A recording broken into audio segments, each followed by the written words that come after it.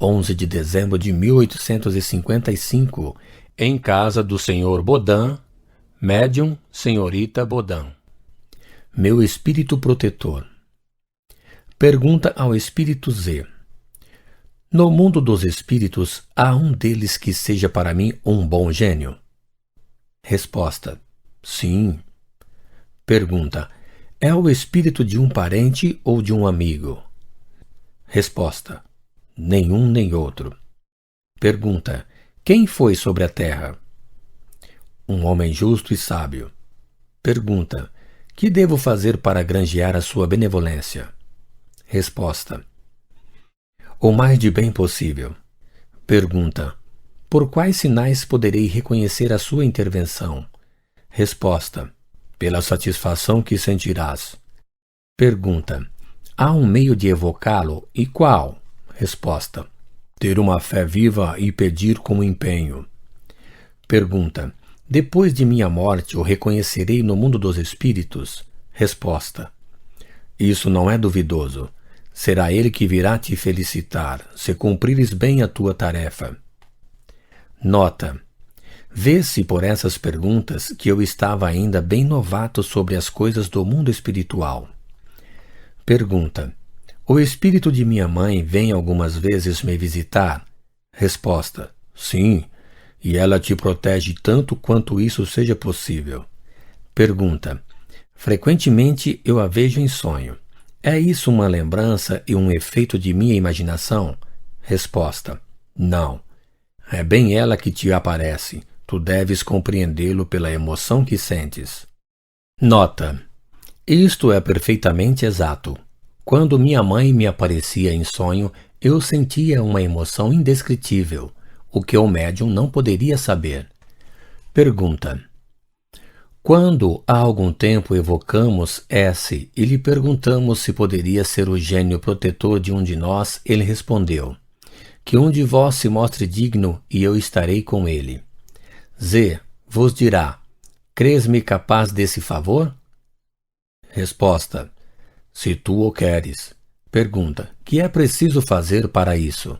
Resposta: fazer todo o bem que encontrares por fazer e suportar as penas da vida com coragem. Pergunta: estou apto pela natureza de minha inteligência para penetrar tanto quanto é permitido ao homem fazê-lo as grandes verdades de nossa destinação futura? Resposta: sim, tens a aptidão necessária, mas o resultado dependerá da perseverança no trabalho. Pergunta: posso concorrer para a propagação dessas verdades? Resposta: sem dúvida. Pergunta: por quais meios? Resposta: sabê-lo-ás mais tarde. À espera, trabalha. 25 de março de 1856. Em casa do Sr. Bodin, médium Senhorita Bodin. Meu guia espiritual.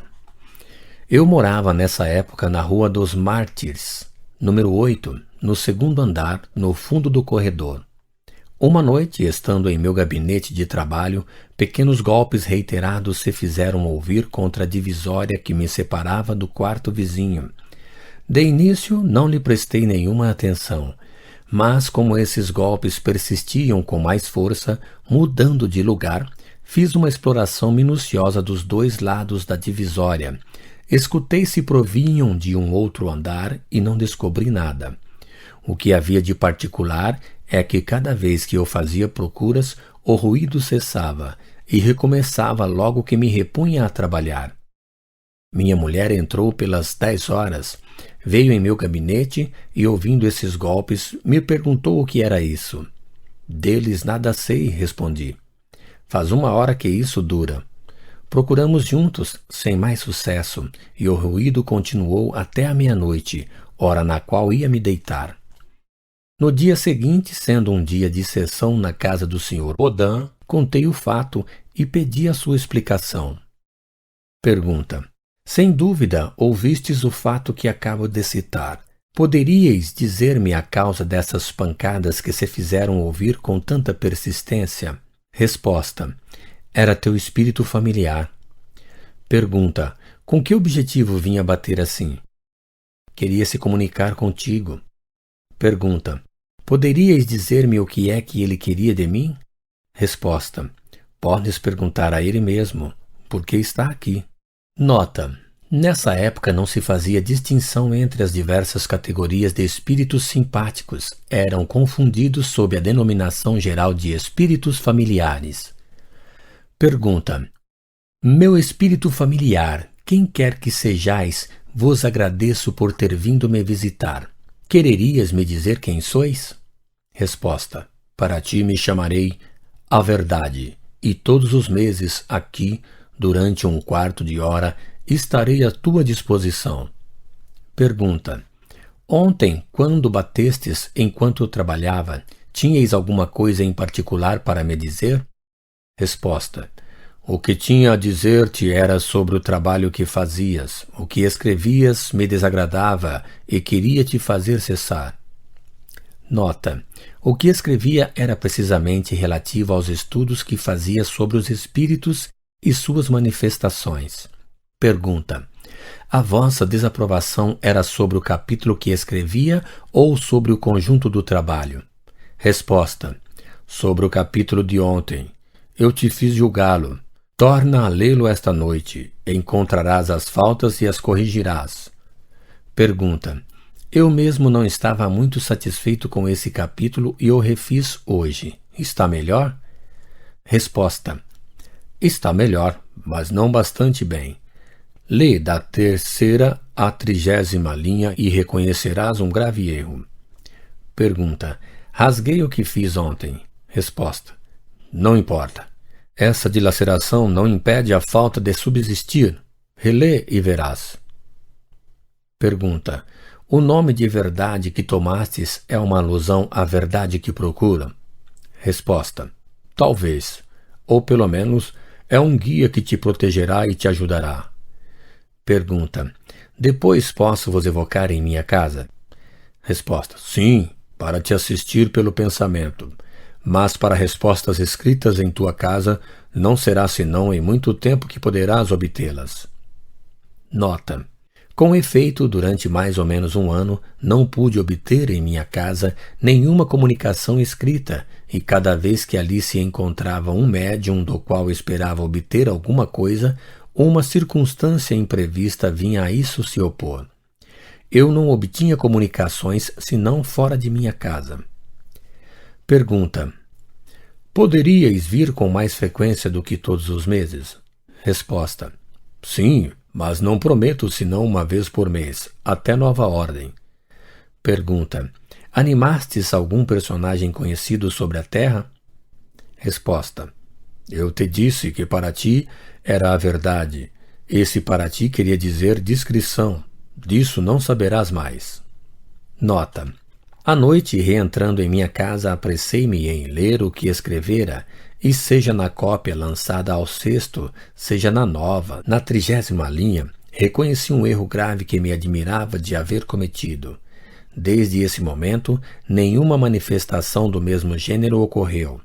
As relações com meu espírito protetor se achavam estabelecidas. Essas manifestações não eram mais necessárias, por isso elas cessaram. O prazo de um mês que ele assinalara para suas comunicações não foi senão raramente observado no princípio. Mais tarde não o foi de todo. Era, sem dúvida, uma advertência de ter que trabalhar por mim mesmo e de não estar sem cessar recorrendo a ele para a menor dificuldade. 9 de abril de 1856. Na casa do Sr. Bodin, médium senhorita Bodin. Pergunta: a verdade. Criticastes o trabalho que fiz outro dia e tivestes razão. Eu o reli e reconheci, na 30ª linha, um erro contra o qual as vossas pancadas eram um protesto. Isso me conduziu a reconhecer outros erros e a refazer o trabalho. Estais mais satisfeito agora? Resposta: acho-o melhor, mas te convido a esperar um mês antes de publicá-lo. Pergunta: certamente não tenho a intenção de publicá-lo ainda, se nunca devo fazê-lo. Resposta: entendo mostrá-lo a estranhos. Encontra um pretexto para recusá-lo àqueles que o pedirão. Daqui até lá melhorarás esse trabalho. Faço-te esta recomendação para evitar a crítica. É do teu amor próprio que eu cuido. Pergunta: dissestes que seríeis para mim um guia, que me ajudaria e me protegeria. Concebo essa proteção e o seu objetivo numa certa ordem de coisas, mas gostaríeis de me dizer se essa proteção se estende também às coisas materiais da vida? Resposta: neste mundo, a vida material importa muito. Não te ajudar a viver seria não te amar. Nota: a proteção desse espírito do qual estava longe de supor a superioridade com efeito jamais me faltou.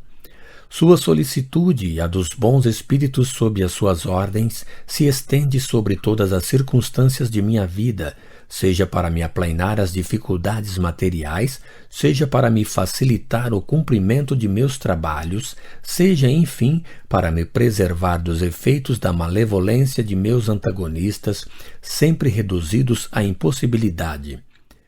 Se as atribulações inerentes à missão que tinha que cumprir não puderam me ser poupadas, têm sempre sido abrandadas e largamente compensadas pelas bem doces satisfações morais. 30 de